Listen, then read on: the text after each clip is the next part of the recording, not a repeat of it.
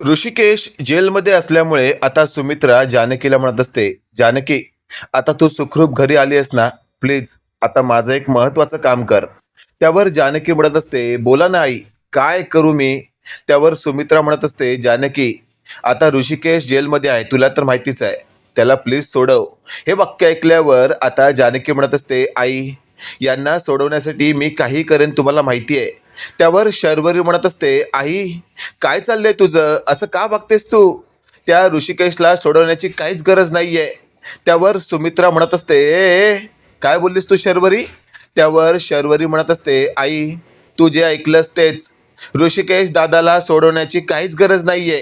त्यावर सुमित्रा म्हणत असते, एक गोष्ट लक्षात ठेव, आज ऋषिकेश जेलमध्ये आहे ते फक्त तुझ्यामुळे.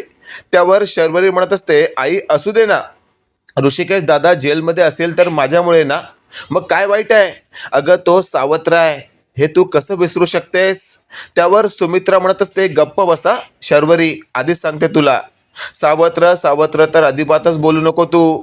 त्याने तुझ्यासाठी आत्तापर्यंत जे जे केलंय ना, ते तुझा सख्खा भाऊ सुद्धा करू शकत नव्हता, इतकं त्याने तुझ्यासाठी केलंय. आणि आत्तापर्यंत ऋषिकेशने आपलं सगळं घर सांभाळलंय, सगळं वैभव त्याने उभं केलंय. त्याचा तुला आदर असायला हवा, पण तू त्याचा विचार कधीच केला नाही. फक्त तू या घरातल्या प्रॉपर्टीचा विचार केलास. त्यावर शर्वरी म्हणत असते, आई, ते काही मला माहिती नाही, पण ऋषिकेशला सोडवण्यासाठी तू धडपड करायची नाही. हे वाक्य ऐकल्यावर आता जानकी म्हणत असते, आई, तुम्ही वंसनचं ऐकू नका, त्यांचे विचार खूप वेगळे आहेत. त्यावर सुमित्रा म्हणत असते, जानकी, मला तिचं ऐकायचंच नाहीये. आता मी काय सांगते ते नीट ऐक. तू फक्त मी सांगितलंय त्या गोष्टीवर फोकस कर. तू माझ्या ऋषिकेशला सोडवून आण. त्यावर जानकी म्हणत असते, ऋषिकेशला सोडवण्यासाठी आकाश पाताळ एक करीन. हे वाक्य ऐकल्यावर शर्वरी म्हणत असते, बघते ना, मीही बघते जानकी तू कशी सोडवतेस ऋषिकेशला. आणि अशातच आपण पाहतोय आता जानकीने लगेचच असं म्हटलेलं असतं, आई, तुम्हाला असं वाटत नाही का, ज्यामुळे ऋषिकेश जेलमध्ये आहे हिलाच आपण 2 फटके दिले पाहिजेत? त्यावर ऐश्वर्या म्हणत असते, जानकी, अगदी बरोबर बोललीस तू, आपण हिलाच फटके नाही तर हिच्या तोंडाला काळं फासून थेट हिला तुरुंगात डांबलं पाहिजे. त्यावर जानकी म्हणत असते, नाही हा नाही ऐश्वर्या, एकदम एवढ्या खालच्या दर्जाचं आपण वागायचं नाही.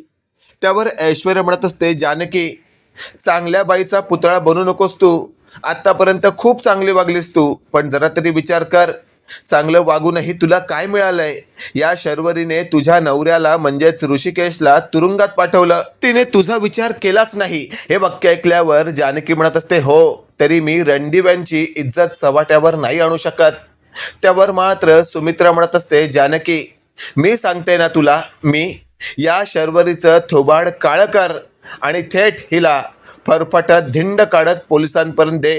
आणि अशातच आता जानकी म्हणत असते, आई, जर तुम्ही म्हणत असाल ना तर मलाही हे योग्यच वाटतं. आणि अशातच आपण पाहतोय आता जानकीने थेट ऐश्वर्याला म्हटलेलं असतं, ऐश्वर्या, चल मग तयारी करूया हिच्या थोबाडाला रंगवायची. अशातच ऐश्वर्या म्हणत असते, थांब जानकी, फक्त या शर्वरीलाच नाही तर हिच्याबरोबर असणाऱ्या त्या राहुलला सुद्धा.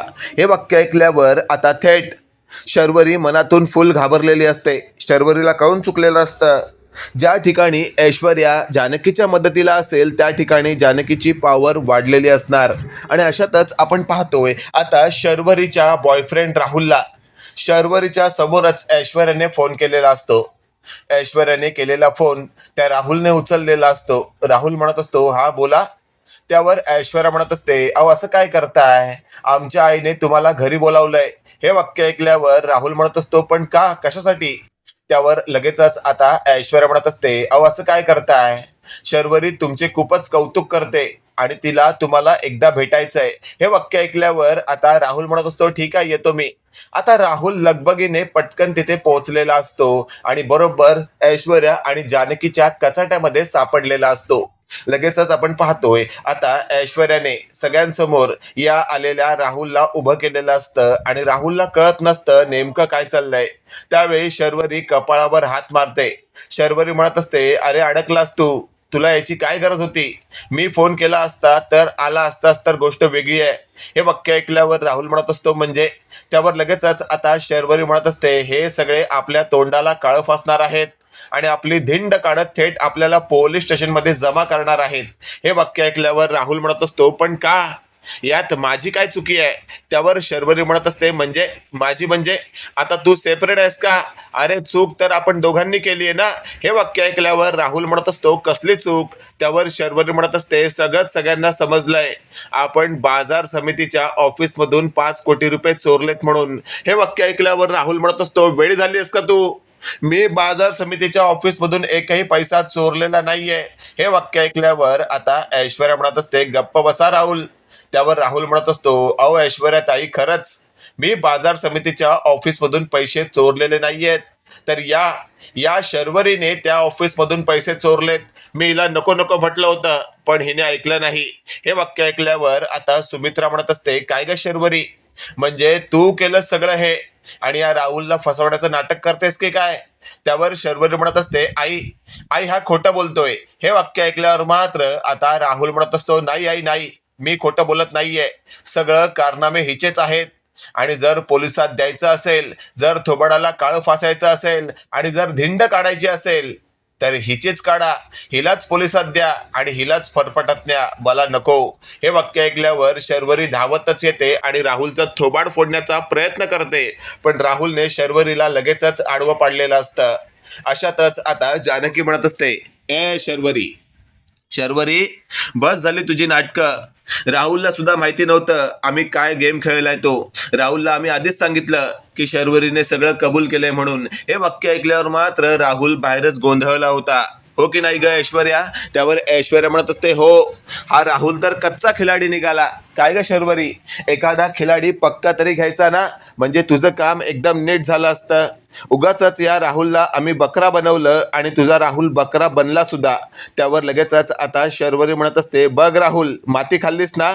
अरे तुला म्हटलं होतं, जोपर्यंत मी माझ्या फोनवरून स्वतःहून फोन करत नाही तोपर्यंत तू कोणाच्याही फोनला प्रतिसाद देऊ नको. पण तुला मस्ती आली आहे ना. हे वाक्य ऐकल्यावर राहुलने कपाळावर हात मारून घेतलेला असतो. अशातच आपण पाहतोय मागचा पुढचा विचार न करता आता राहुल तिथून पळण्याची तयारी करत असतो. पण मागच्याच दरवाजात असलेल्या सौमित्रने लगेचच आपण पाहतोय आता राहुलची चांगलीच गच्चंडी धरलेली असते आणि त्याला फरफटत तिथून खाली ओढलेलं असतं. सौमित्र म्हणत असतो, काय रे दीडशाण्या, तुला काय वाटलं तू तुझ्या डोक्याने या घरातून पळून जाण्यासाठी एकदम यशस्वी होशील का? अरे अजिबात नाही. जोपर्यंत सौमित्र इथे आहे ना तोपर्यंत तू इथून पळूच शकत नाही. हे वाक्य ऐकल्यावर राहुल म्हणत असतो, अरे पण सौमित्र प्लीज मला जाऊ दे, मी काहीच केलेलं नाहीये. त्यावर सौमित्र म्हणत असतो, ठीक आहे, तू काही केलेलं नाहीयेस ना, सगळं काही पोलीस स्टेशनमध्ये क्लिअर होईल. आणि अशातच आता काळी शाहीची पूर्ण पाटली आणलेली असते आणि ती शर्वरीच्या थोबाडाला ऐश्वर्याने रंगवलेलं असतं. शर्वरी नको नको म्हणत असते, पण तेवढ्यात समोर आणलेल्या राहुलच्याही थोबाडावर लगेचच आता सौमित्रने समोर असलेली शाहीची बाटली ओतलेली असते. राहुल आणि शर्वरी चांगलेच माकडवाणी चाळे काळे दिसत असतात आणि मग त्या दोघांना हाताला बांधून घराबाहेर ढकलण्यात आलेलं असतं. त्या दोघांना असं म्हटलेलं असतं, गप निमूटपणे आता इथून थेट पोलीस स्टेशनपर्यंत गप चला, नाहीतर तुम्हाला फटके देत मारत नेऊ. हे वाक्य ऐकल्यावर शर्वरीला कळून चुकलेलं असतं की आता शहाणपणा न केलेला बरा. मग त्या दोघांना घरातले सगळेच फटके देत पोलीस स्टेशनपर्यंत नेत असतात. पण आजूबाजूचे सगळेच लोक एकदम आश्चर्याने कुतूहलाने पाहत असतात की नेमकं काय चाललंय. शेवटी जेव्हा कळतं की बाजार समितीचे पैसे चोरल्यामुळे या दोघांची अशी अवस्था करण्यात आली आहे, त्यावेळेला बाजार समितीची लोकही आता थेट या लोकांना जॉईंट होतात आणि थेट शर्वरी आणि राहुलला चांगलेच फटके देत असतात. जानकी म्हणत असते, प्लीज थांबा, फटके वगैरे देऊ नका, आपण पोलिसांचं काम करायचं नाहीये, पण या दोघांना अक्कल यावी म्हणून आम्ही हे करत आहोत. आणि अशातच आता जानकीचं ऐकून काही लोक शांत झालेले असतात. अशातच आपण पाहतोय आता पोलीस स्टेशनपर्यंत ज्या वेळेला सगळेच पोहोचतात तिथे पोलीस स्टेशन बरोबर झालेला गोळका, पोलीस बाहेर येतात, सगळं काही पाहतात आणि मग शर्वरी आणि राहुलला आत घेतात. समोर असलेला ऋषिकेश शर्वरीला पाहतो आणि तिची झालेली अवस्था पाहून लगेचच पाठीमागे असलेल्या जानकीला आवाज देतो, जानकी हे सगळं काय आहे? शर्वरी बरोबर असं कोण वागलंय? त्यावर जानकी म्हणत असते, अहो असं काय करताय? तुम्हाला साधं कळत नाहीये का? हिची अवस्था आम्ही अशीच मुद्दाम करू का? त्यावर ऋषिकेश म्हणत असतो, म्हणजे म्हणजे काय म्हणायचंय जानकी तुला? त्यावर जानकीचं म्हणणं असं असतं, अहो हिच्यामुळेच तुम्ही तुरुंगात आलात. हिने जे कार्य केलं तिच्या विरोधात जाऊन तिने सगळ्यांना सांगितलं आणि तुम्हाला तुरुंगात पाठवलं. आज तुम्ही तुरुंगात असण्याचं कारण एकमेव शर्वरी आहे. त्यावर ऋषिकेश म्हणत असतो, असू दे, माझ्या बहिणीमुळे मी तुरुंगात आलो असेल तर मला काही हरकत नाही, पण आणखी कोणतं कारण आहे का? त्यावर जानकी म्हणत असते, हो आणखी एक कारण आहे. त्यावर ऋषिकेश म्हणत असतो, बोल ना, काय कारण आहे, बोल ना. हे वाक्य ऐकल्यावर आता जानकी म्हणत असते, अहो बाजार समितीचे 5 कोटी रुपये तुमच्या या बहिणीने चोरले. हे वाक्य ऐकल्यावर ऋषिकेश म्हणत असतो, काय, बाजार समितीचे 5 कोटी रुपये शर्वरी तू चोरलेस? त्यावेळेला शर्वरी ॲ करत असते. अशातच आपण पाहतोय आता तिथे असलेली ऐश्वर्या म्हणत असते, होय ऋषिकेश, याच नालायकीने 5 कोटी रुपये चोरले. त्यावेळेला ऋषिकेशला राग अनावर झालेला असतो आणि ऋषिकेशने थेट शर्वरीला फटकवायला सुरुवात केलेली असते. 2 ते 3 सटासट थोबाडे दिल्यावर ऋषिकेश म्हणत असतो, अगं आत्तापर्यंत किती जपलंय तुला, किती समजून घेतलंय मी तुला, माझ्या विरोधात किती वागलीस तू, तुझ्यामुळे मी तुरुंगात आहे तरीही तुझ्यावर माझा राग नाही. पण जर बाजार समितीचे 5 कोटी रुपये तू चोरले असशील तर तुला अजिबातच आता माफी नाही. इन्स्पेक्टर साहेब, आत टाका हिला. आणि अशातच आपण पाहतोय आता या शर्वरीने खोटी तक्रार केलेली असल्यामुळे ऋषिकेशला जेल झालेली असते. हे आता जानकीने सिद्ध केलेलं असतं. त्यामुळे आता पोलिसांनी ऋषिकेशला तुरुंगातून बाहेर काढलेलं असतं आणि शर्वरीला तुरुंगात डांबलेलं असतं. पण तिथे असलेला राहुल आताही त्या सगळ्या पोलिसांच्या तावडीतून पळून जाण्याचा प्रयत्न करणार असतो. हे आता तिथे असलेल्या ऋषिकेशच्या लक्षात येतं आणि ऋषिकेशने लगेचच या राहुलच्या तंगडीत पाय घालत त्याला योग्य ती अद्दल घडवलेली असते. आणि अशातच आता राहुलला थेट पोलिसांच्या तावडीत देत ऋषिकेश म्हणत असतो, यालाही आत टाका, हा नक्कीच माझ्या बहिणीबरोबर या सगळ्यामध्ये सामील असणार आहे. त्यावर ऐश्वर्या म्हणत असते, ऋषिकेश अगदी बरोबर बोलतोयस तू. आणि त्यानंतर शर्वरी आणि राहुलला आता पोलीस कोठडी झालेली असते. त्यानंतर आपण पाहतोय आता जानकीने थेट ऋषिकेशचा हात धरत पोलीस स्टेशनमधून बाहेर एंट्री घेतलेली असते. त्यावेळेला ऐश्वर्या म्हणत असते, वा जानकी वा, नवरा तुझ्या हातात आला तर आम्हा सगळ्यांना विसरलीस काय? त्यावर ऐश्वर्याला आता जानकी म्हणत असते, अगं ऐश्वर्या, खरंच तुला असं वाटतं का?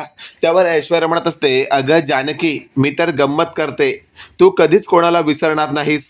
हे वाक्य ऐकल्यावर जानकीने लगेचच दुसरा हात आता ऐश्वर्याच्या हातात दिलेला असतो आणि मग ते सगळे आता घराच्या दिशेने रवाना झालेले असतात.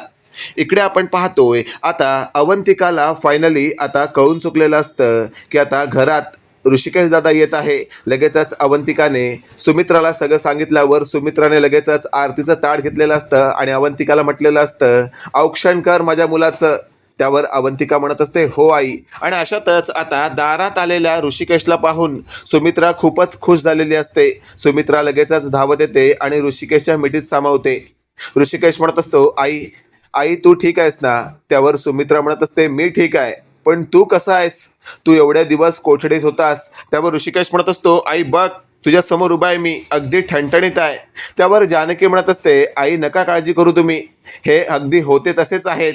आणि अशातच आपण पाहतोय मागचा पुढचा विचार न करता आता जानकीने थेट ऋषिकेशला असं म्हटलेलं असतं की शर्वरीला यापुढे या घरात स्थान द्यायचं नाही. त्यावर लगेचच आता जानकीला शर्वरीची आई म्हणजे सुमित्रा सुद्धा म्हणत असते, अगदी बरोबर बोललीस तू, या पोरीला या पुन्हा घरात आपण स्थान द्यायचंच नाही, भले ती तुरुंगातून सुटली तरी चालेल.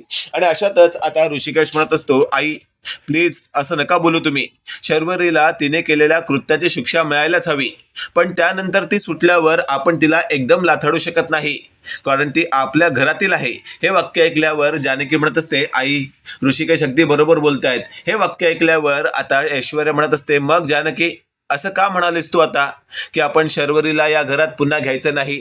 त्यावर जानकी म्हणत असते, मला ऋषिकेशच्या तोंडातून ऐकायचं होतं त्यांचं काय म्हणणं आहे ते. आणि अशातच आता सगळे हसू लागतात. अशातच आपण पाहतोय आता शर्वरी आणि राहुल तुरुंगाच्या आतमध्ये असतात. राहुल म्हणत असतो, शर्वरी आज मी तुरुंगात आहे फक्त तुझ्यामुळे. हे वाक्य ऐकल्यावर शर्वरी म्हणत असते, अरे गाढवा, ऐश्वर्याने जेव्हा तुला फोन केला त्यावेळेला तुला त्या ऐश्वर्याच्या फोनला उत्तर द्यायची काय गरज होती? त्यावेळेला राहुल म्हणत असतो, अगं मला वाटलं तुझा फोन लागत नसेल म्हणून तू तिला फोन करायला सांगितला असशील. त्यावर लगेचच आता शर्वरी म्हणत असते, हो असं होऊ शकतं ना, मग त्या फोनवर ना मी बोलेन ना आधी. मी त्या ऐश्वर्याला बोलायला का सांगेन, जरा तरी विचार करायचं. त्यावर राहुल म्हणत असतो, अगं जाऊ दे ना ग, चुकलो मी. आता या चुकीची शिक्षा तू मला वेगळी देणार आहेस का? आधीच शिक्षा तुझ्यामुळे मला तुरुंगात येऊन झाली आहे. त्यावर शर्वरी म्हणत असते, नाही या तुरुंगात आल्याची शिक्षा माझ्यामुळे नाही तर तुझ्या आयडियामुळे. त्यावर लगेचच आता राहुल म्हणत असतो, माझी आयडिया? त्यावर शर्वरी म्हणत असते, हो तुझी आयडिया. तुझीच आयडिया होती ना बाजार समितीच्या ऑफिसमधून 5 कोटी रुपये चोरायचे. त्यावर मात्र आता शर्वरीला राहुल म्हणत असतो, पण 5 कोटी रुपये चोरलेस तू. त्यावर राहुल म्हणत असतो, पण आयडिया तुझी होती ना. त्यावर राहुल म्हणत असतो, जाऊ दे ग, आता आपण चोरले त्यानंतर तुरुंगात सुद्धा आलो ना, आता इथून सुटायचं कसा याचा विचार करूया. त्यावर शर्वरी म्हणत असते, नाही आता मी कोणताच विचार करायच्या परिस्थितीत नाहीये. हे वाक्य ऐकल्यावर मात्र आता नेमकं काय बोलावं हेच आता त्या राहुलला कळत नसतं आणि राहुल गप गुमान बसलेला असतो. अशातच आपण पाहतोय मागचा पुढचा विचार न करता आता ऋषिकेशने शर्वरीच्या बेलसाठी विचार केलेला असतो. पण सुमित्राला जेव्हा हे कळतं, सुमित्रा म्हणत असते, थांब ऋषिकेश, घाई करू नकोस. बाजार समितीचे चोरलेले पैसे इतके कमी नाही आहेत की आपण तिला लवकरात लवकर बेल द्यावी. मित्रांनो, इथे तर आता कन्फर्म आहे की या राहुलला काही ना काही केल्या शिक्षा व्हायलाच हवी होती आणि ती झाली सुद्धा. पण शर्वरीला यापेक्षाही मोठी शिक्षा झाली पाहिजे. पण ऋषिकेश हा भाऊ असल्यामुळे शर्वरीला फार काळ तुरुंगात ठेवणार नाही हे मात्र निश्चित. बाकी तुम्हाला हा भाग कसा वाटला कमेंट करून नक्की कळवा आणि असेच नवनवीन अपडेट पाहण्यासाठी व्हिडिओला लाईक आणि चॅनलला नक्की सबस्क्राईब करा. धन्यवाद.